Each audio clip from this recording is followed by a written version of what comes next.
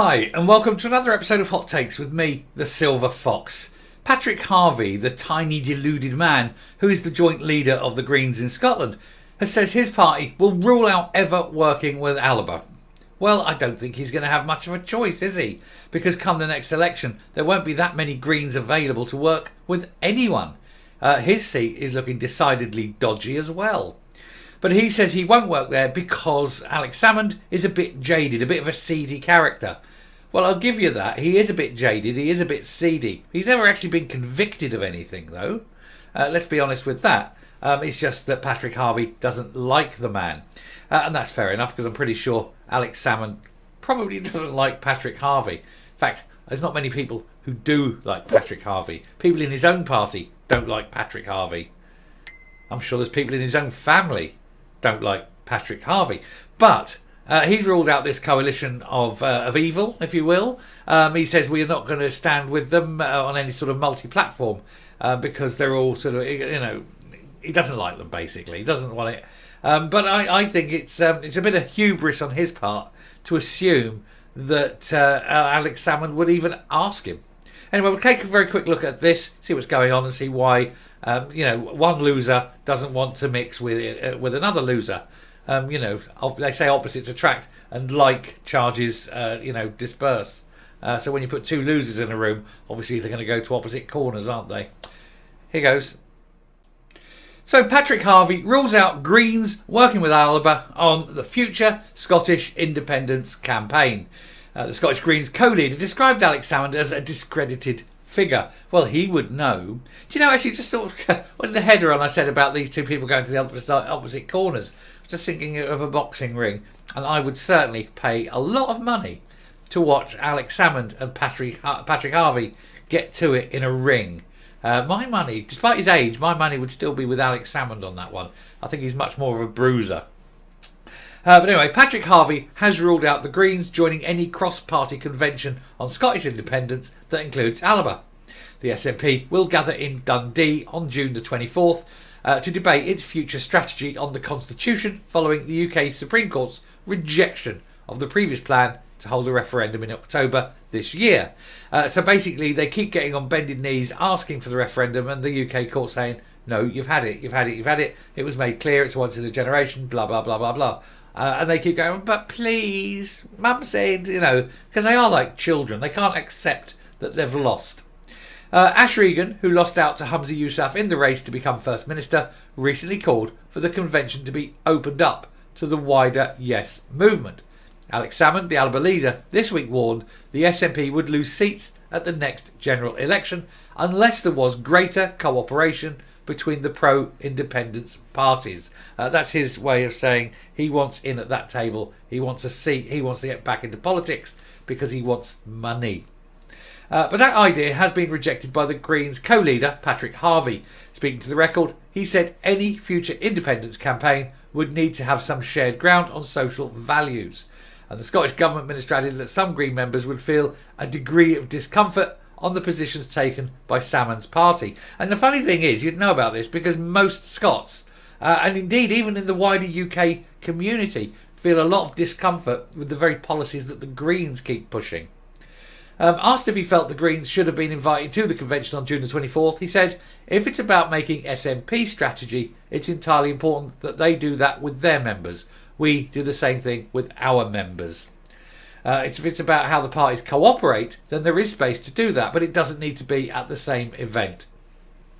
He says there's a need for parties to decide how we're going to cooperate on running a campaign and framing the arguments. I love the way that he thinks that he's going to run a joint campaign with the SNP. The SNP don't want really anything to do with the Greens, and a lot of them now are starting to voice this. There are murmurings, there are the seeds of rebellion even amongst the backbenchers. I've covered this before, that they are getting a bit fed up with the green tail wagging the little yellow dog, and they want that to end, and even if it means a minority government, which I think they could carry on and do, but that's how it is. I mean, but everything that's currently going wrong, every single idea that the Scottish government have at the moment has all come from the Greens, and it's all failing because the Greens aren't intellectually strong, and team that up with the SNP, who also aren't intellectually strong, and it is a recipe for absolute disaster.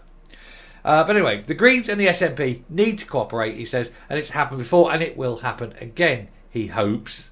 Both parties recognise that there's a lot to learn from how it was done in 2014 and the changes that need to be made from that experience. Asked about Ash Regan's call for an all-party independence convention and whether the Greens would work with Alba, Harvie said, "I'm not sure there's value in giving particular status to a party that's never had anyone elected." And I've got to be honest, he's quite right with that. They have got a couple of MPs, but they've crossed the floor. They've switched party. They've never actually been elected in that role.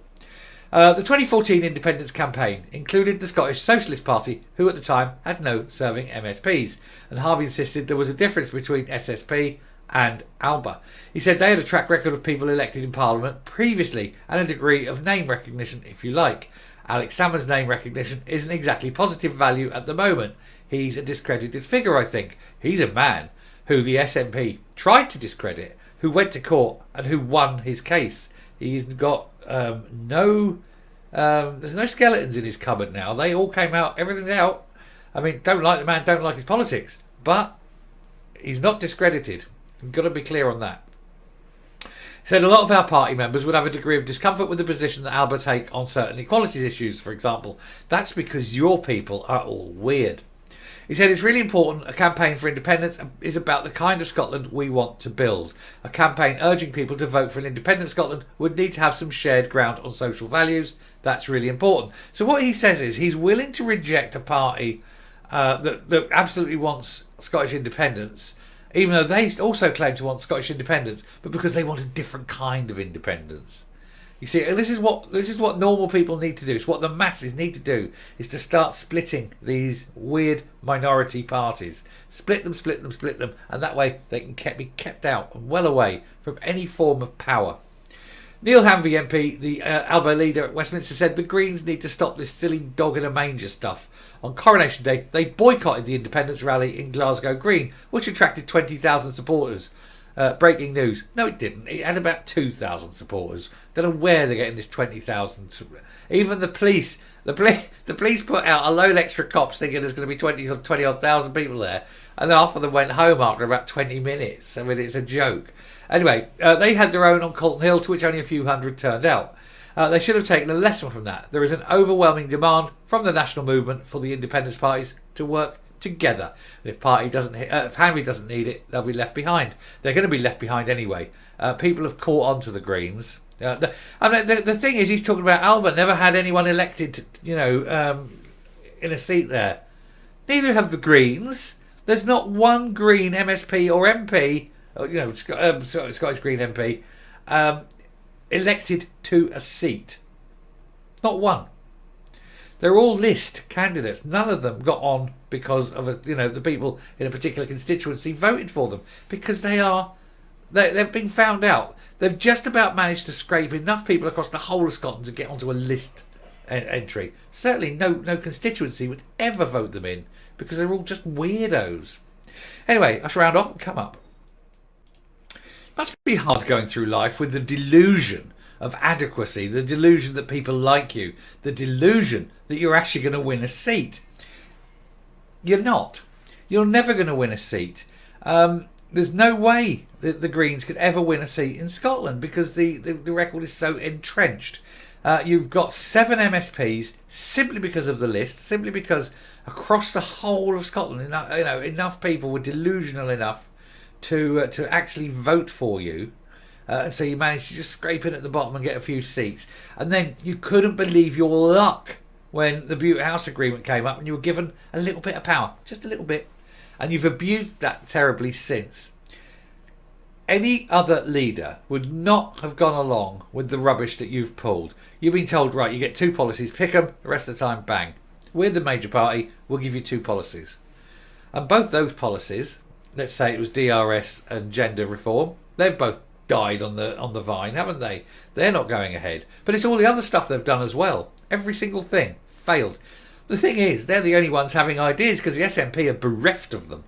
And so everything they suggest is the SNP go, yeah, it's an idea, we'll push this. Because they've got none of their own. The trouble is, you've got All these idiots, and none of them ever think about what they're saying, doing, or the consequences of their actions. And now he's sitting there going, oh, we're not going to work with them. We're not going to work with them because discredited. You know, no one is more discredited than a party that can't even get elected to a constituency. So Patrick Harvie, put up, shut up and go away. You funny, weird little man. And I shall finish there. Thank you very much for watching. If you like what you're seeing here on the channel, please hit that subscribe button, ring the bell, leave a like, leave a comment. Please share the video. And until next time, stay safe, stay well, don't vote green, and goodbye.